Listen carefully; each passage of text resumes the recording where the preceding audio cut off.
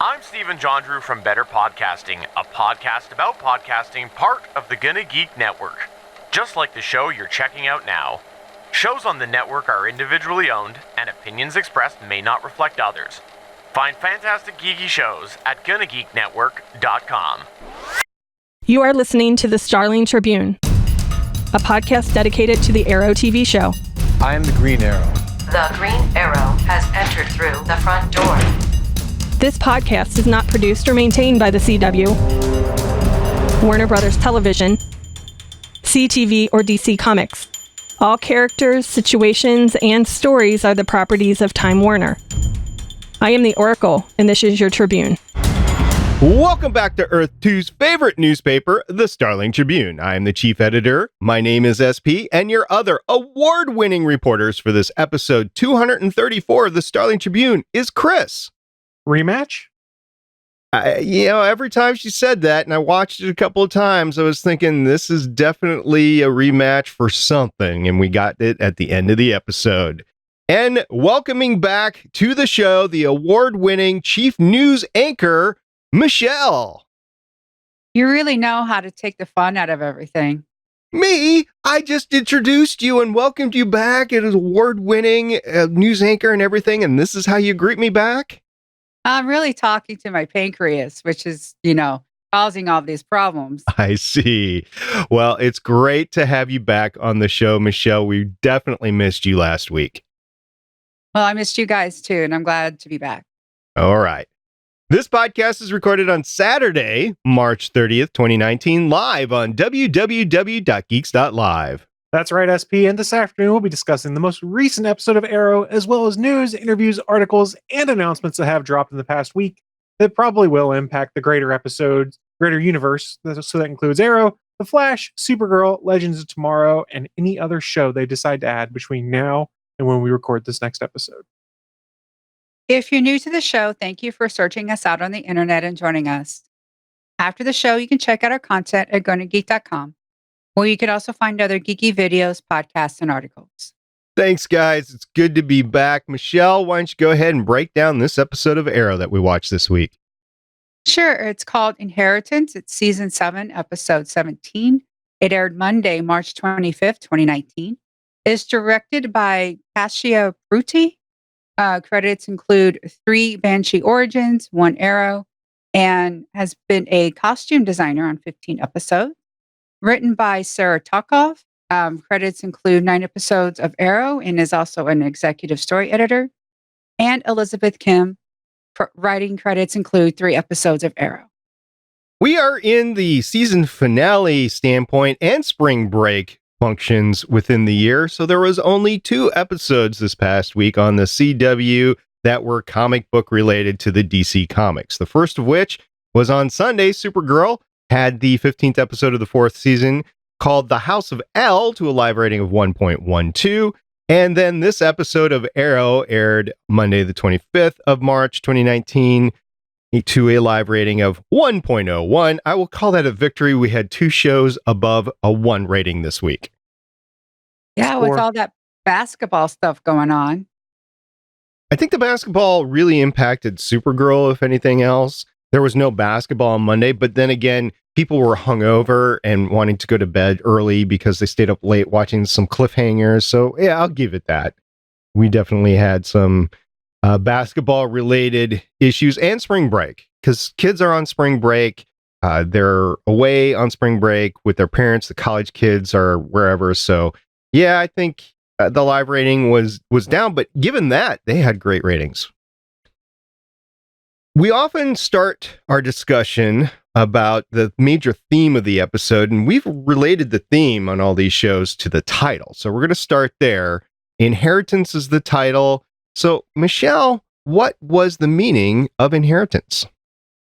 Well, we have Emiko, and we see that, Robert, abandoning her, and she, of course, tries to eventually please her father. And he bluntly tells her, hey, Queen Consolidated is for Oliver and for no one else.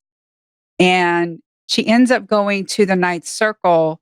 So I guess in a way, she ends up inheriting this position in this like new family for her because she's not going to get inherited, by Queen. So instead, she's going to forge her way in the Ninth Circle. Sadly, she's the one that got all the business sense. Oliver didn't. And she does have some unique ideas. And then she's going to translate them into the Ninth Circle as we sing. Chris, what do you think about that? Her elevation to a leadership role in the Ninth Circle. Well, it was an interesting little twist. You think that she's just a minion in the Ninth Circle, and then it's, oh no, she's leading this thing. She's in charge of it all because she's really mad at Daddy. So she went to go and do that. An oversimplification, of course, but it was pretty cool to learn that she's basically controlling everything. I have a question for you guys. Like when we hear Robert with Emiko's mom, we hear him say she could take everything. Obviously, he's talking about Moira being able to take everything in the business. And then he's like, even to Emiko, like, I can't even hire you for this job. Not even like giving her a fake name or anything like that. He's not even willing to do that. I mean, to me, this episode really weakens Robert. Is it just me? Oh, I thought that completely when I was watching this, is that any redemption that we've received from Robert over the years, it's clearly broken down with this. The series Beth Schwartz wants us to leave this series thinking poorly of Robert Queen, because it might not be the last time we see him, but probably is going to be the last time we see him. Of course, it was in flashbacks to when Emiko was a little girl and then when she was a young woman, and so not current time, basically. And he's been gone from the show since, of course, the pilot episode in real time. But I definitely think it weakened him. It showed him as not being able to deal with the fact that he did have a second family and a second family with a daughter, and he had no way of getting to that daughter because Moira was shutting him down. I think that Robert was just too adept at maneuvering in business to be able to not maneuver that in his personal life. That's just me. But the show clearly showed that that was a major fault. I mean, the show's pretty much illustrated at this point that if you ever had Robert Queen on a pedestal, he's been knocked off it. The only thing you could argue that he's ever done that isn't to protect himself or his own interests was killing himself so Oliver could live. And you could argue that might not have even been in his best interest because he left him a mission to go and save the city and right the wrongs on the path he'd been along. So Robert Queen's an inherently selfish person, and he does whatever he can do to survive. It doesn't necessarily matter as much about his family, on either family, really. Like, we thought that his sacrifice for Oliver was a great thing early on until you realize, oh no, maybe it's not really. He left him to clean up his mess. Oh no, now we find out that, yes, he had a daughter, Thea, that he took in. He knew it wasn't his daughter, and that's great. But at the same time, he abandoned his own other daughter that wasn't even brought into the fold. So he doesn't really do good things.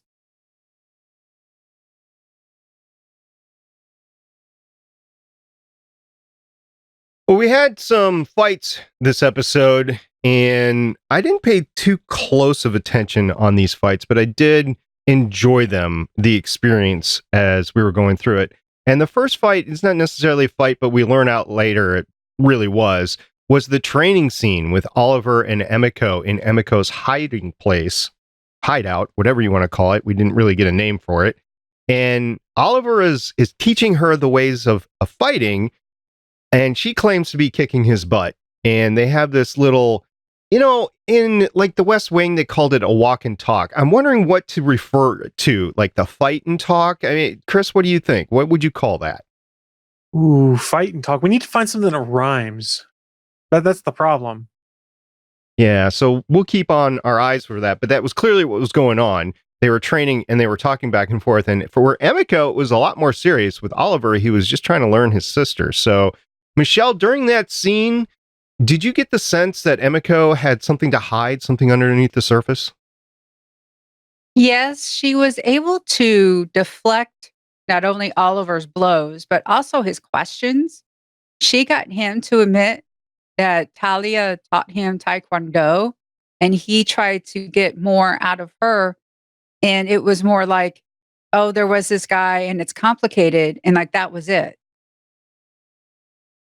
Right. So there was she was being secretive, and Oliver was trying to break in. And I think because she was being secretive, once Diggle approached her, once Laurel approached him later on, he was a little bit more okay with understanding where she was mentally. Now, he still wanted to save her in the end of the show, like he wants to save everybody that's family, but at least he acknowledged the fact that he was fighting her and it wasn't a benevolent thing at the end. So I also get where Oliver is, where he's not trying to press her when he's not getting a bunch of details, because as far as he knows, his sister's very closed off. It's very hard to gain her trust.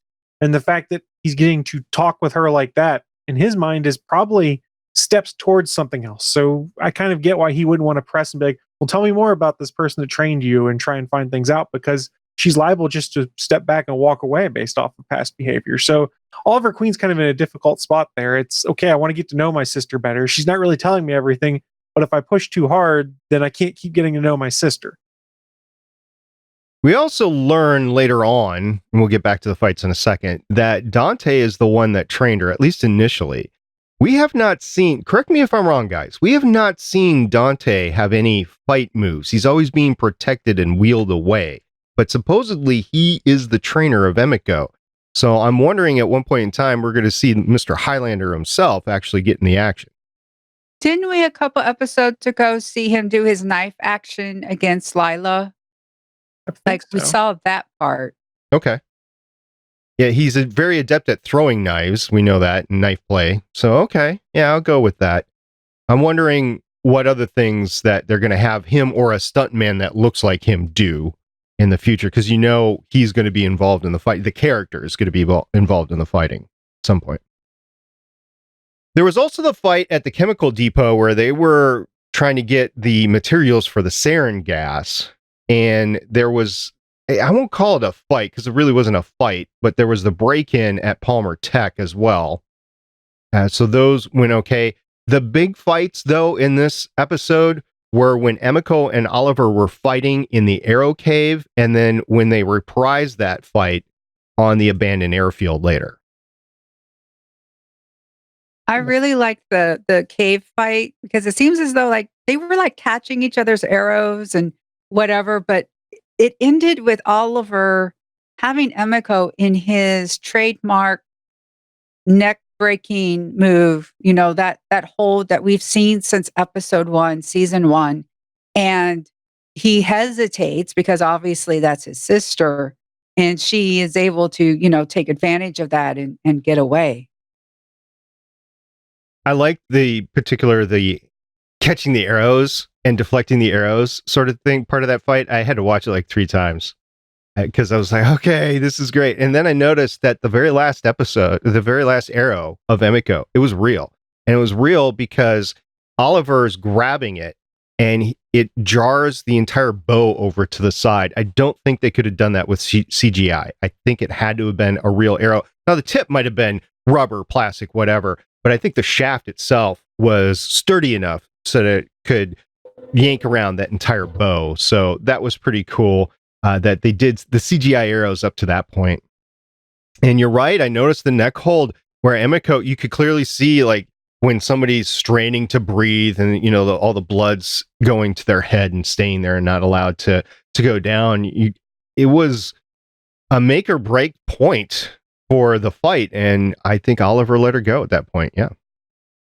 Oliver hesitated a little bit because it's his sister, but this is also another one of those fights where you get the varying martial arts skills of Oliver Queen. We've seen him pretty much become Ra's al Ghul because he's one of the best fighters in the world, and now a character who we've heard is pretty well trained, but we haven't seen a ton of it, kind of kicks his butt. I mean, I guess maybe part of that's because of his hesitation because it's his sister, but it's one of those things that irks me with this show on occasion is that it's inconsistent just how good he is. And this felt like one of those, well, he's holding back, but doesn't seem like he should be getting his butt handed to him quite as well, even if he is holding back. I don't know. Maybe I'm just being overly critical. It's a fair point because you'd think he'd have a little bit more experience even in these situations. I mean, even in the dialogue back and forth with Diggle a couple of times, he's like, yeah, we've been here before. It's not helping that you're reminding me of this. but you would think that he would figure out how to deal with it a little bit better. And although he didn't go off the deep end, you can clearly tell that everything was bothering him.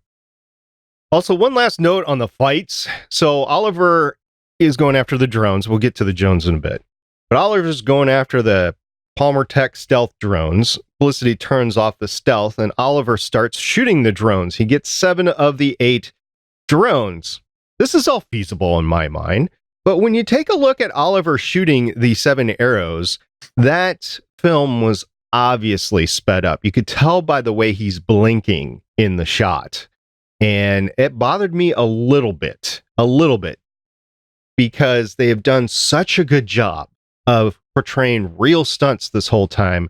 And then they do this little trick of speeding up Oliver shooting 7 or 8 arrows. And I don't know, should I be bothered by that, guys? No, it's the best way they have to do it, and I didn't notice it at first until I went back and rewound a little bit because I missed some stuff there and went, "Oh wait, I think this is sped up." So for television purposes, it's all right. All right. Michelle, did you notice anything there, or were you just having fun watching the fight? I was just having fun watching the fight. I kind of knew where it was going to go, except for the whole, Emiko being in charge. But I was just, hey, this is a pretty cool fight. Yeah.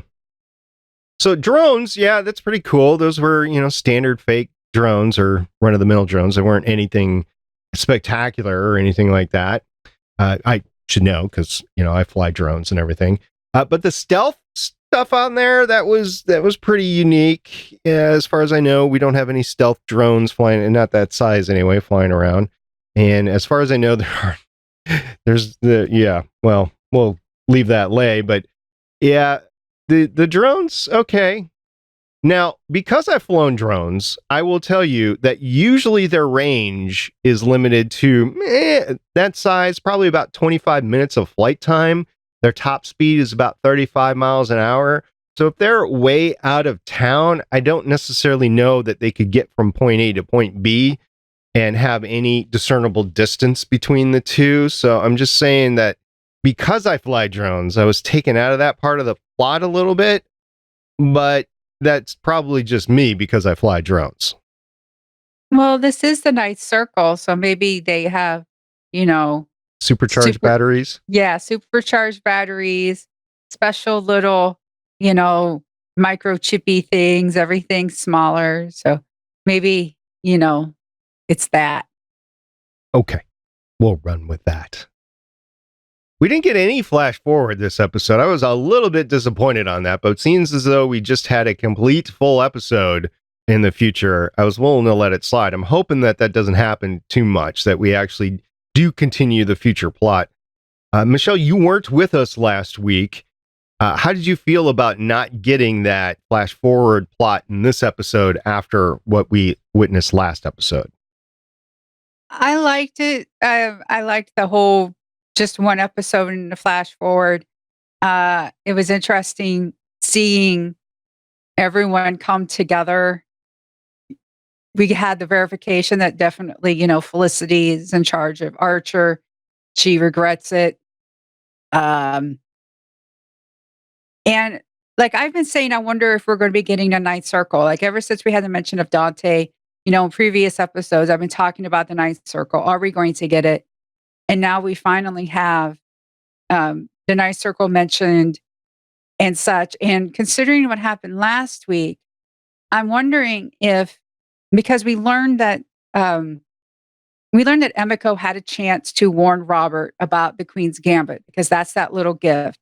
When Robert rejects her, she hides that, and she, because when she opens it, you see the plans of the Queen's Gambit and where Merlin planted the bombs.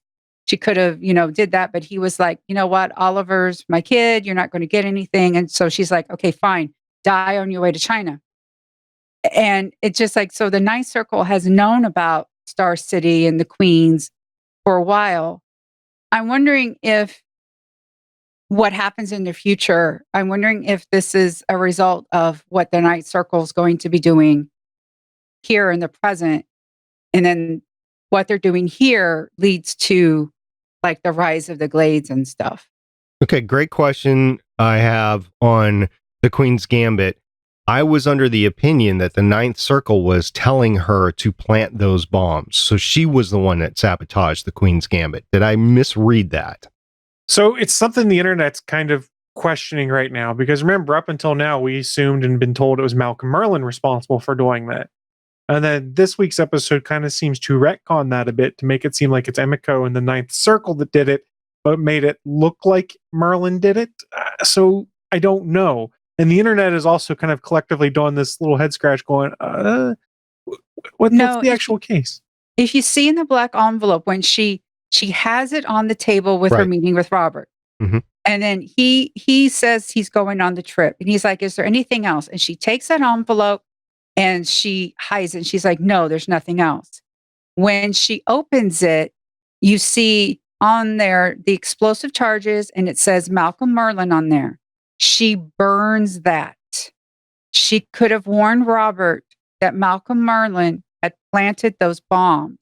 Instead, since he rejected her, she took a lighter to it and burnt it. She burnt the whole thing. She's just like, well, F you, Daddy.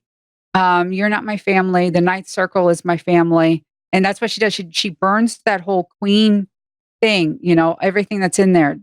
And she just washes her hands of it. And it was basically like, if he dies, he dies, whatever. Okay. Why would the Ninth Circle want to warn Robert Queen?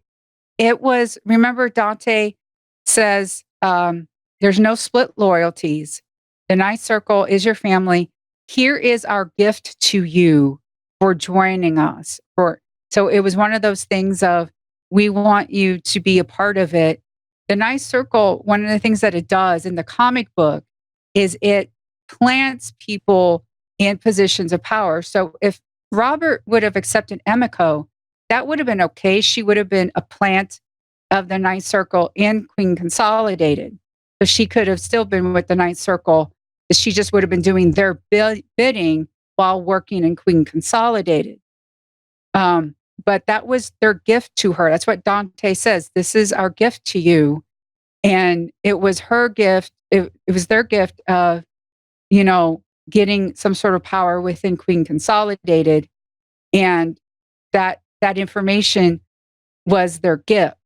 That's why they did it. It was to bring Emiko definitely into the Ninth Circle. That's why they did it. That makes sense. So the gift was telling her that her dad was going to die, or the gift was telling her she had a chance to save her dad? She had the power to, she had the power to save him, but he abandoned her again. Right. Okay. Well, I'm glad you were here to explain that, because I wouldn't have gone that way. I would have said that Emiko was the one that sabotaged the Queen's Gambit. No. All right. Well, over in another industry in town, Smoke Tech, we have some activity going on along with the resurgence of Elena Whitlock, which we now know her last name is Whitlock. She was also stuck in the tech village with those awful vests. What's wrong with the vests? I don't understand. The vests are like uniform. That's fine. They're not very fashionable, though. It's not like she had to put flair on them. Ooh. Anyway, the big question that I have from Elena is, when and how did Felicity collect Elena's DNA? I think we're better off not knowing. That's what I'm thinking. Because plot, to steal a phrase from Neil. I mean, I know they worked together. So what, did Felicity have a cup of hers? I mean, what would the motive have been back then, though, to be like, oh, she drank out of this cup, I'm going to collect a DNA sample? I'm going back towards the because plot. I guess, yeah, because it's creepy any way you look at it. Oh, super creepy. Well, the other thing about Elena, though, is she is left alone for an entire day with Archer, and she is a super hacker. I think that Elena has basically copied Archer, and she's got her own copy somewhere. I don't know. So you think she's a plant of Emiko's basically to get in the door so they can get Archer, or she has her own motives? Both. I don't know which. Okay. Both are plausible. Well, it's interesting. I like the theory. Especially since Emiko says, I have had access to it or I've seen it or whatever. I want this. So I could see her already manipulating Elena, not knowing that Felicity was going to get in touch with her. Or maybe Emiko planted the DNA on Felicity so that Felicity could find Elena or something. I wouldn't be surprised, especially what we see with Emiko her sparring back and forth with Laurel Lance, because Laurel tried to tail her and Emiko wasn't happy with that. So, she was doing stuff to make life difficult for Laurel. But in the second thought, she was like, well, maybe I'm just setting you free. And there's that whole thing. So I think Emiko is not beyond manipulating Elena and Felicity. Chris, what did you think about your favorite character and her arc in this episode? Well, they're certainly selling out for the whole Laurel's redeemed arc. It certainly seems like when people are like, are you sure we can trust her?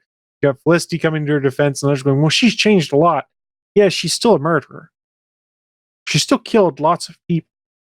She's still not really your Laurel, but parading around like she is your Laurel. But regardless, it's interesting to see her go toe-to-toe with Emiko and kind of lose when it's all said and done. We know she tailed her. You mentioned that. And at the end of the episode, Emiko wanders back into her office and basically says, yeah, I'm responsible for the press getting those pictures of you and the dragon. How can she get out of that? Do you think she can? Well, I mean, the implication is that she doesn't if you watch the preview for next week's episode. Yeah. So it seems unlikely that she would get out of that. She's probably stuck with it. Unless she says it's her Earth 3 counterpart and there's multiple Earths and it must have been the me from another Earth, so you can't blame me kind of thing. But if she does that, then people will be like, well, wait, if there's an Earth 3 you, what Earth are you from? Are you really our Laurel? Of course I'm your Laurel. How else could I not be? I know. It's a weak argument. I don't know what they're going to go with it, but next week or the next episode, I don't think it's next week. I think we have a week off, is the Canaries one. So it seems like they're setting it up so that she is on the hunt to find a way to either redeem her name or try and kill Emiko. Moving on to Mr. John Diggle. He didn't have too much of a huge role in this episode, although he did play the conscience to Oliver and he gave Felicity Dante's DNA, which was interesting. That was a because of plot moment. Absolutely. And yeah, that was it for Mr. John Diggle. Well, it makes more sense for Diggle, though, because they would collect evidence on people. So they would have that locked up and behind glass. So yes, it's possible you could have a blade of his that has DNA on it. Whereas the whole Elena thing is, years ago, you collected her DNA because why? Yeah, because they did have that fight. Argus, Lila and everything. They had that fight with him. So them having Dante's DNA, very plausible. I guess that's all I had for the episode. Is there anything I missed, Chris? I liked Emiko's new suit, the red suit. I like that much more than the Green Arrow suit she's wearing to kind of make people think that there was two Green Arrows or that she was the Green Arrow while Oliver was in jail. So I kind of like the red suit. I hope they keep using it. I also think that Dante and Emiko can definitely sell acting. And I think they did a great job of that. I didn't question when I watched it the first time around the fact that Emiko was still part of the Ninth Circle and it was just a plant to get her in the Arrow Cave. I didn't question that. Meaning I didn't think it was for that reason. I think they sold it quite well.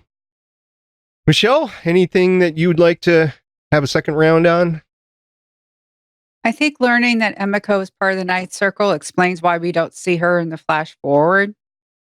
At least not yet. Unless we see an older version of her come along and tell Renee something, which one of the things from last week's episode is what happens to Renee to go from street level justice to Mr. Corporate Mayor. That's going to be something to see. But we did talk about that last week in your absence. We carried that narrative forward. All right, that's it for the episode. Michelle, what do we got looking at us next week? Well, we are Arrow returns April 15th with Living Proof, so we have some time to go back to Legends of Tomorrow.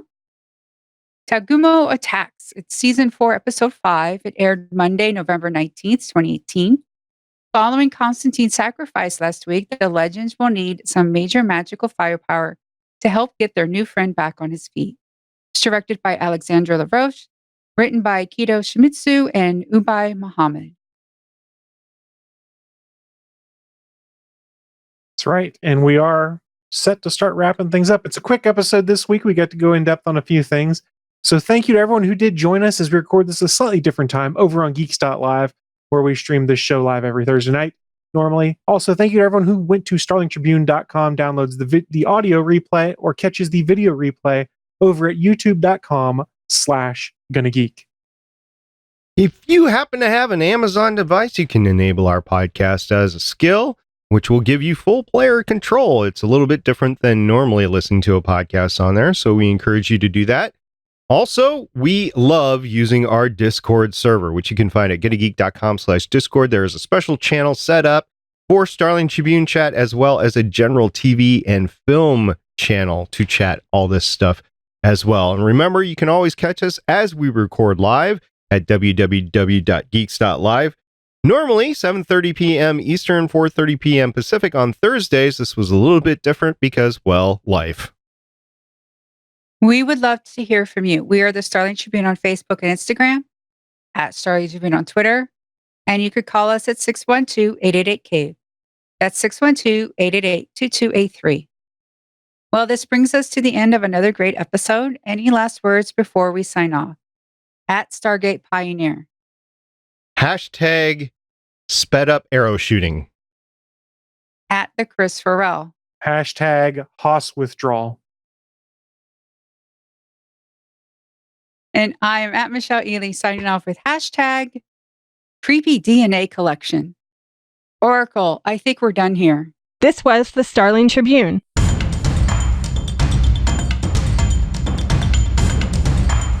You can leave us feedback at GonnaGeek.com or check out our archive at StarlingTribune.com. Visit GonnaGeek.com for more podcasts. Music by Kevin MacLeod can be found at Incompetech.com. This podcast is not produced or maintained by the CW, Warner Brothers Television, CTV, or DC Comics. All characters, stories, and situations are the property of Time Warner. No infringement is intended. We will see you for the next episode of CW's Arrow.